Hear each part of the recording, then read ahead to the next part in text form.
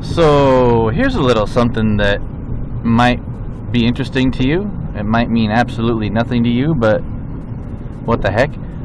If you've ever been coming up to 57, that's where I'm at right now, and you're coming from Orange County up towards like Pomona, and you're right up here, where are we, near Toner Canyon or something like that, and you look off to your left and you look off to your right, you'll notice we're coming up on it a little bit here, these big bare patches where absolutely nothing grows, and it rains and it ruts out, and they've come up here and they've hydro-seeded it a bunch of times, and I think they've tried to hand plant stuff on it. Well, the reason why they can never get anything to grow here is because you see those big bare patches. That's part of what is known as the Capistrano soil formation.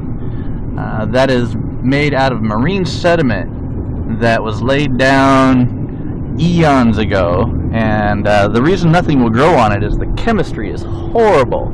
It's really low pH, pH of 3, maybe 3.5.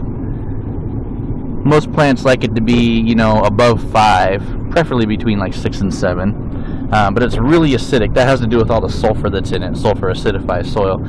Also, because it's that marine sediment, it's very salty. Most plants like the salinity to be, you know, around 3 decisiemens per meter or less. That's the unit they use. In this Capistrano formation that we just passed, it's like 38, which is close to seawater. Seawater is around 42 decisiemens per meter. So if you've ever wondered why nothing grows there, there you go. Well, there's the parking lot, and here's the trail. Not too shabby. It's about 4:45. Left Anaheim at, what was that, 3:50. So that's not too shabby. The traffic was a little ugly, but it turned out all right. So let's head on up here and see what we see. I was coming up here to check this out, and then there's just ladybugs everywhere. I don't know if you can see them real well. Let me see. Get over here. Can't see them cruising around in there. They're just like bouncing off me. It's kind of cool. Actually, I'll talk about ladybugs more when I get up to camp, when I'm not walking uphill, because walking uphill and talking, that's hard. Well, here I am. I made it. Still got plenty of light left. Hey, it's my pack. I don't know if you saw that last video of mine. To date, it's my only other video, but this is the spot I was like, oh, I think I'm going to make this place my camp. So I made good on my word, and I'm staying up here. But there's like nobody else in this whole other campground, which is kind of nice. Gotta admit, that's kind of what I was hoping for. It's sort of nice to be all by yourself. Not all the time, but you know, from time to time.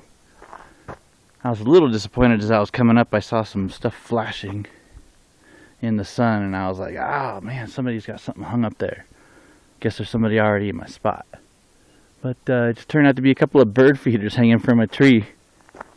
So I don't know, rangers or somebody else, whatever, decided to hang some bird feeders right by the entrance to camp.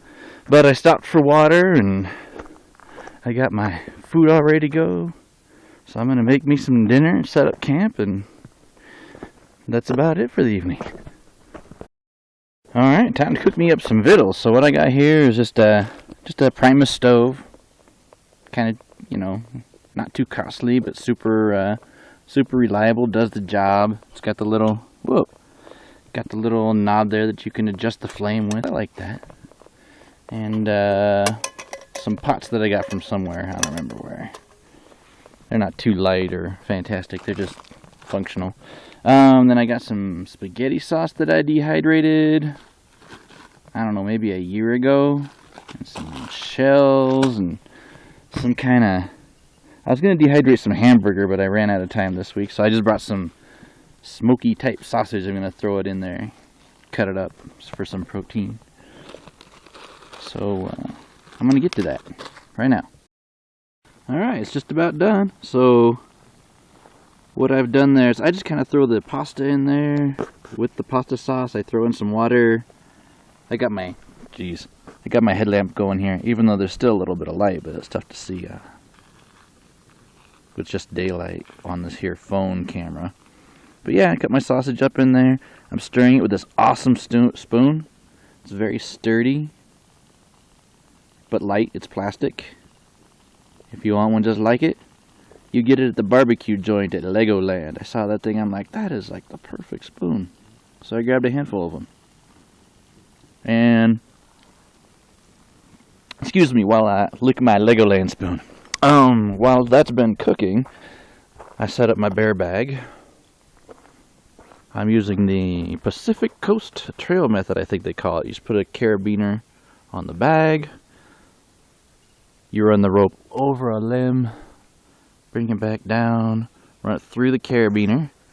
Then you tie a stick, I prefer a clove hitch, ooh, man, it's getting dark, on the other end of the rope and let that slide up until it hits the carabiner. It just stops.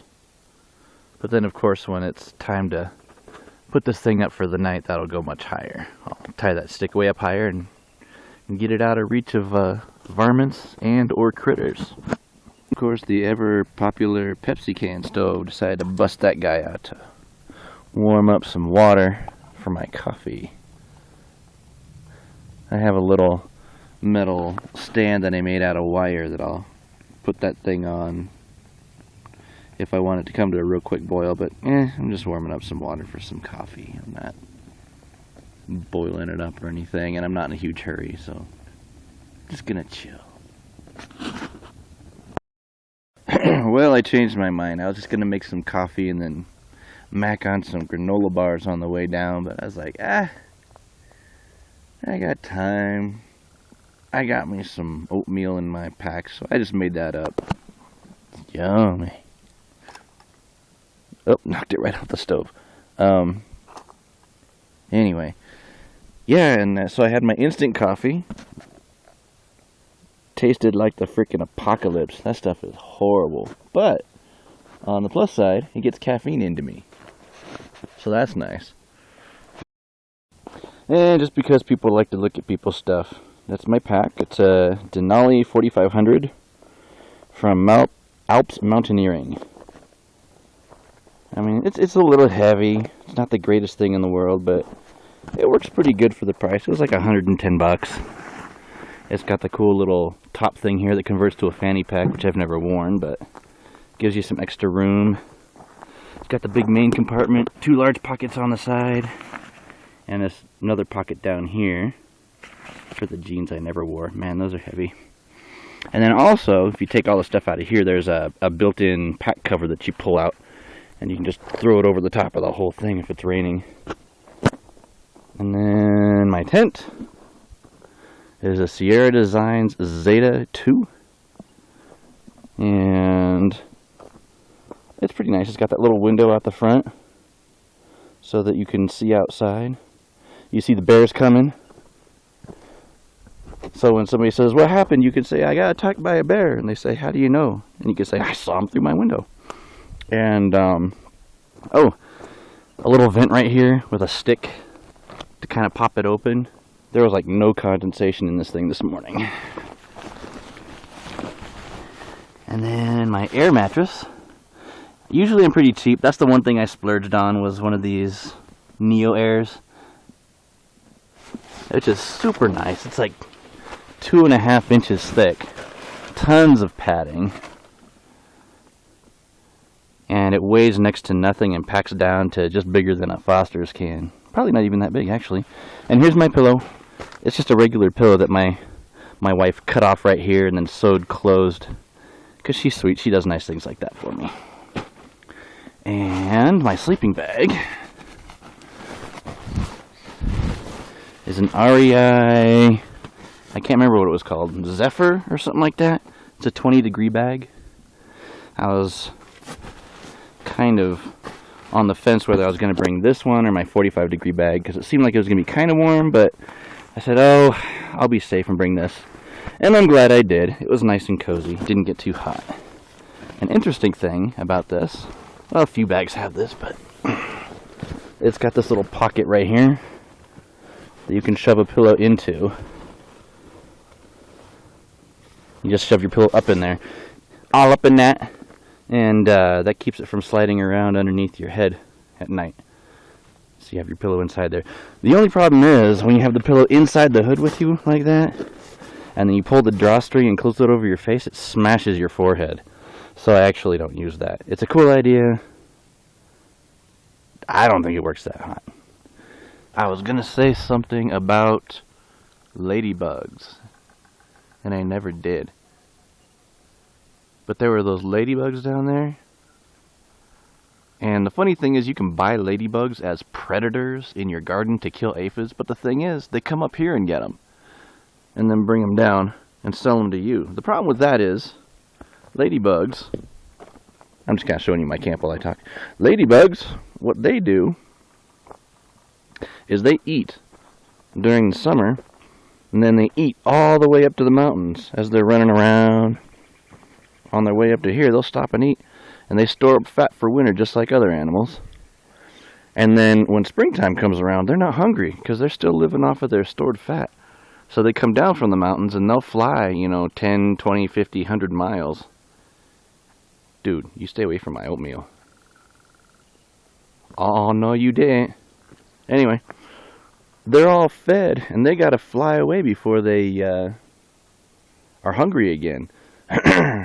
So when you pick them up here and bring them down and then let them go in your yard, they're not hungry. They're going to take off and fly 50 miles. Then they'll land somewhere and eat. So if you buy those, it's kind of a waste. But it says usually on the box, like, release these at night. Kind of give you the the impression that, you don't want to scare them or something. I don't know. But I think it's really just so that you don't see your ladybugs flying away when you let them go. Anyway, that was my little thing on ladybugs. So, this is probably the last thing I'm going to show you. My battery's about dead on this thing. But that's where I was camped right there, right next to my pack. My little campsite. I found that chopper pad. Just kind of coming along right here, along these bushes. There's a little, let me see if you see it. There's a little trail right here that goes through. And then just walk up this a little bit,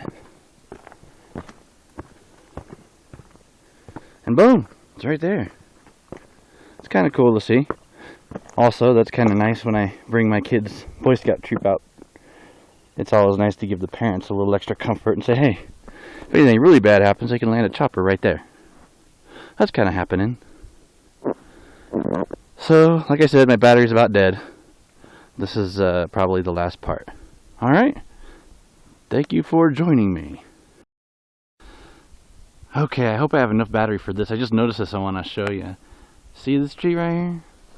All those bits that are like darker green than the other? That's mistletoe.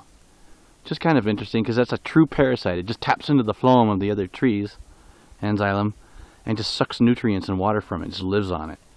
And an interesting thing about mistletoe is that the seeds build up pressure and they actually shoot, and that's how they spread.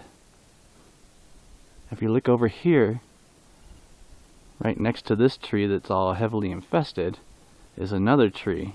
Kind of lose it in the light there. But this tree's just about dead. I'll bet you that that one had mistletoe. And then it shot its seeds over to here and infected that one. And then if you could see, you can't, it's too dark, but there's another one right next to it. If you look up here, there's a little more mistletoe in that. And then right in this one, right towards the middle of the screen, you can see a little bit. So it killed that one, spread to that one. Looks like it's not going to be around for long, and then it's starting to spread over here. So that's just kind of how it moves through the forest.